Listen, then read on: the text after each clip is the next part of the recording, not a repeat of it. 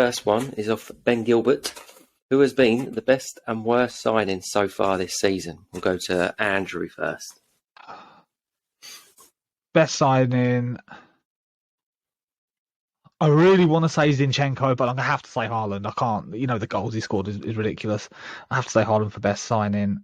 Worst signing.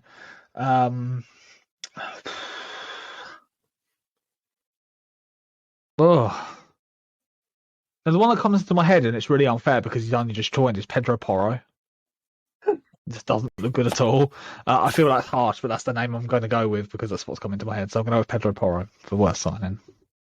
Fair enough. Well, yeah, I don't really know, if I'm honest, because there's so many good signings. But I don't even know if they signed him this year, but I'm going to throw it out there. The Brighton lad that we were chatting about, Matoma or whatever, was he signed this season?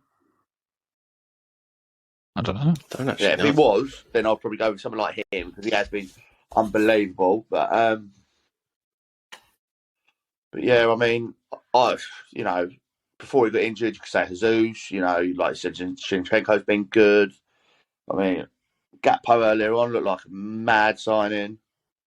Been a lot of. So Mitoma was signed in 2021. Oh, okay, so I can't go for him. I will just go with. I'll go with Zinchenko. Why not? Because I like to throw my Arsenal things in there. And what's the worst signing? Worst signing probably. I don't know. Let's go with Fraser Forster for Spurs because I can. Was he this year? I thought about him. Was he this season? I think he was this season. Yeah. Okay. So my best would be Haaland. It's just Haaland. It's ridiculous. My worst is a bit unfair because he's only just signed as well, and I think he will come good. But it's Mudryk for Chelsea. Yeah. He didn't want to even go there. Who would? Well, to be honest, he didn't have to go there. He chose to go there. Yeah, true. But that's up to him, isn't it? I do think he will come good, but at the moment it looks a shocker. So the next one, when was the last time football made you angry, like proper furious? Every day. 24 hours ago. Yeah. Steaming about everything. I'm still not over the Brentford mistake for the handball. They actually sacked someone over that. Do you know what I mean? And I was saying, the only way I think I could happily have that back is if when we go to play Man City at the Etihad, it's the 91st minute, it's 0-0 and they give us a penalty. That probably wasn't even a penalty. That's the only way I feel like they could make it up to me. Fair enough. Andrew, what do you reckon? I mean, I think I'm probably going to have to go with the 1-0 defeat to Everton. I think that was the last time I was really angry. Like the Man City defeat can happen, Man City are a quality side, but the Everton, I was, it wasn't the referees, it was anything like that. I was just annoyed at the naivety of the team, the performance. And I know you can't play well every week, but that did annoy me just because I thought we basically threw it away. Mine was different, so I thought about this question, and we lost 5-1 yesterday to Stoke, and didn't make me angry. I was more upset than angry. But the last time I was actually angry, like proper pissed off, was France-England. Yeah. That proper infuriated me. How bad the decisions were in that game. In a game that big. Yeah, it was bad. It was bad. I mean, the first goal should be disallowed because it's a fact, isn't it, straight away. We all know that. Yeah. Then there's the other penalty on Kane. Yeah, it was just... I was fuming. Yeah. So, might have be that. This one is off Gary Jones. If your manager was sacked today, who would you replace him with? And you could have anybody. Anybody? You can't say I'd re-sign Arteta. I'd sign. It'd be Guardiola, wouldn't it? It's the same style of football. It's the same tactics. It would be a quite an easy fit to fit him in. You wouldn't have to change the whole squad. Wouldn't have, you'd have still got your inverted wing back. So, it'd have to be Guardiola, wouldn't it? Do you know what? My first thought was actually Klopp, but he is probably right.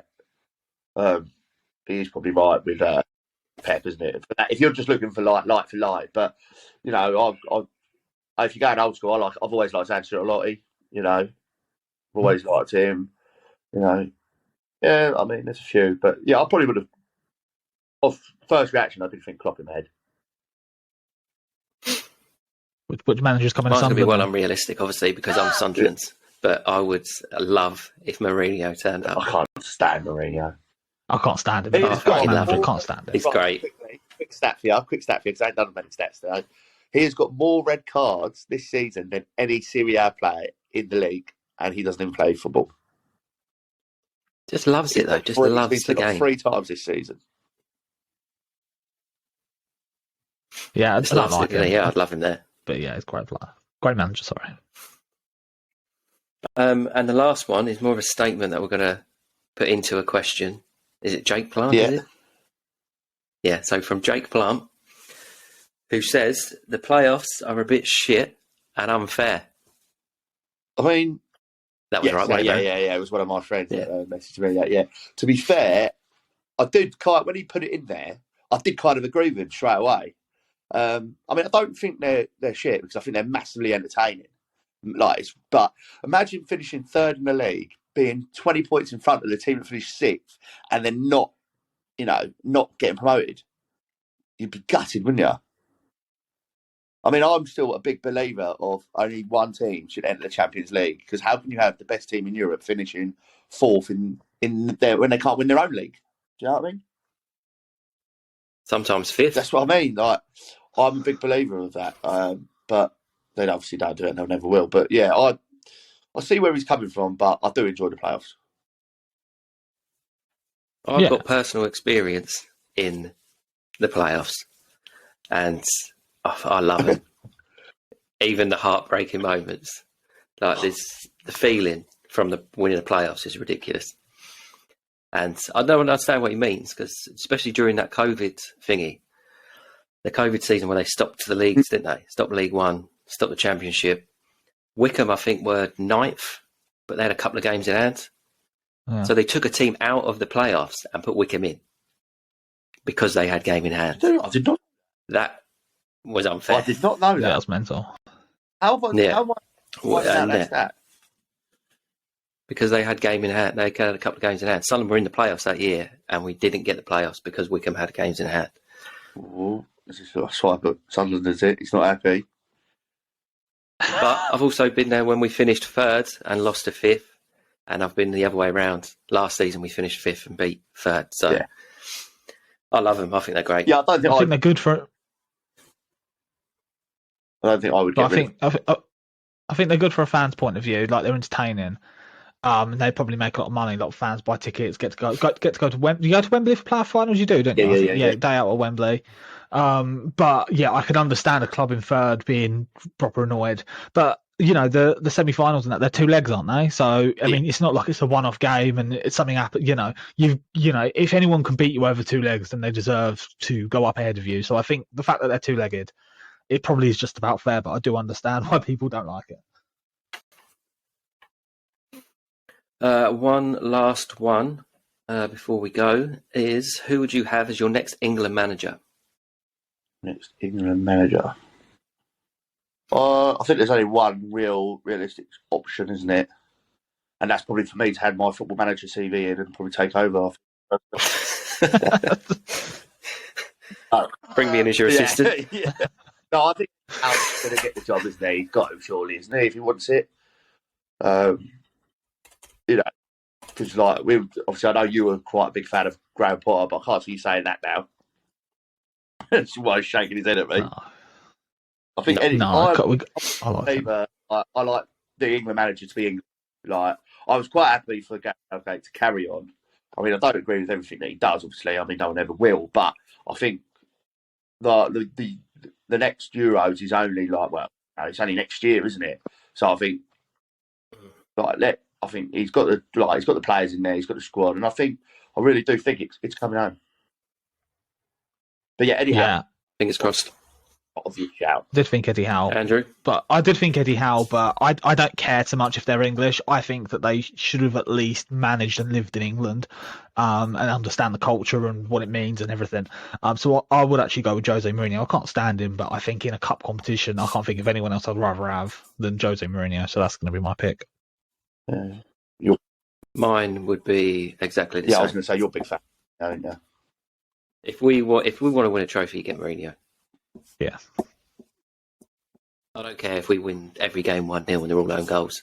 I just want to That's see what we're him doing at the minute win a anyway. We don't trophy look great, do we? before I die. Yeah, I prefer it being an English manager. Which footballer has had the biggest fall from grace? Which footballer has the biggest fall from grace? Adrian Mutu. Oh. Yeah, I mean, you can't get much worse than that. Mason Greenwood. Yeah, I mean, yeah. Jesus. Yeah, I know. I see that. What? If you're going to go that route, it'd be Adam I Johnson, forgot won't about it? it. He's actually convicted. I mean, you've got to go Adam Johnson. Yeah, I forgot about him. What a player. I mean, on a serious note, I'd probably, if we weren't going to go for someone that's been arrested, probably someone like Fernando Torres. I mean, how many goals did he score for Liverpool? And then he went to Chelsea and he just didn't really do it, did he? I know he scored like the famous goal, wouldn't it, when Gary Neville like peed his pants, but Yeah. Yeah, I mean, Yeah, no. Paul Yeah. Pogba's another shout, I think. yeah, that's not a bad one, is it really? But I will go yeah, with I Dele forgot about Alli. him, yeah. yeah. Oh, yeah. Yeah. Yeah. He That's was the point. supposed to be like the next Well, big thing. weren't he was unbelievable. Man United Yeah. wanted him. He He ended was up going to unbelievable Tottenham. for Tottenham for 2-3 years. And Yeah. And then I don't understand what happened. Too busy Well- getting his hair cut. So yeah, you're probably right there. So the next one was, who was your football hero growing up? I always liked Mark Overmars. Thought he was a good player. For Arsenal, obviously, all mine are going to be Arsenal, probably Arsenal players, aren't they? Because obviously that's what I watched growing up. Again, like Tony Adams. When I was really young, I really liked Ashley Cole. To be fair, I thought he was fantastic, Ashley Cole, and then he just left us like that, and just broke my heart. It did. Broke my heart, broke my wee little heart when I was a kid. I'm going No one likes to a insert a broken heart. violin overlay for that. I'm going to edit in a violin. Obviously, lots of Thierry Henry, Dennis Burke. I mean, there's so many of them, isn't there, really? Well, I'll let you pick 3 instead of All right, 23. Mark Overmars, Tony Adams, Patrick Vieira. I was a bit older when Thierry Henry turned up, so Nice. do you know what I mean? So Yeah. Yeah, see, I'm a bit younger than you, so Thierry Henry was like right when I was growing up. I'm not going to go for him now. I'm going to go for one player, and I'm going to go for the player who the first player that I had their name on the back of my shirt, and that was Robert Pires. Yeah, nice. I'm going to go for 3 because I really can't choose. Peter Schmeichel. Yeah. Love that guy. David Beckham. And Sunderland, Julio Arca. Doesn't he still play football somewhere Oh. in non-league?